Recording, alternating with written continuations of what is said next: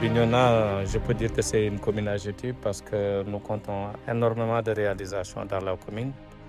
On peut citer le siège actuel de l'hôtel de ville, le siège du conseil départemental, la plateforme intégrée de Bignona pour les chaînes de valeur.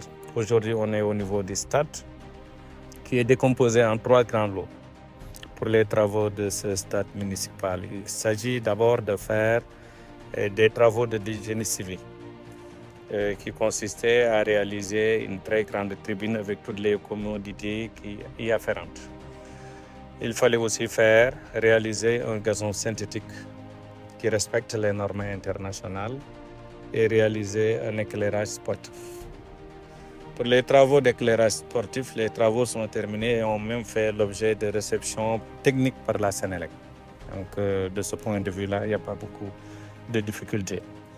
Pour les travaux du gazon synthétique, la plateforme est pratiquement terminée. Il reste à poser les trains et attendre l'arrivée du gazon qui est déjà en route.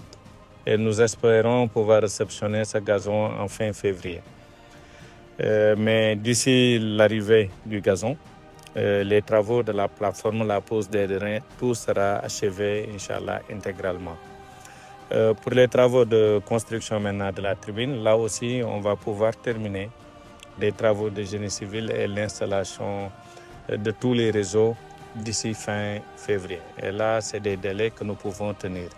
Pour dire aujourd'hui que l'état d'avancement est très appréciable, mais nous ne baisserons pas garde. Nous allons continuer à mettre la pression sur les 3 prestataires, les 3 entreprises, pour assurer la finalisation des travaux dans les délais impartis, ce qui veut dire terminer les travaux en fin février. Il ne restera certainement que la pose des gazons.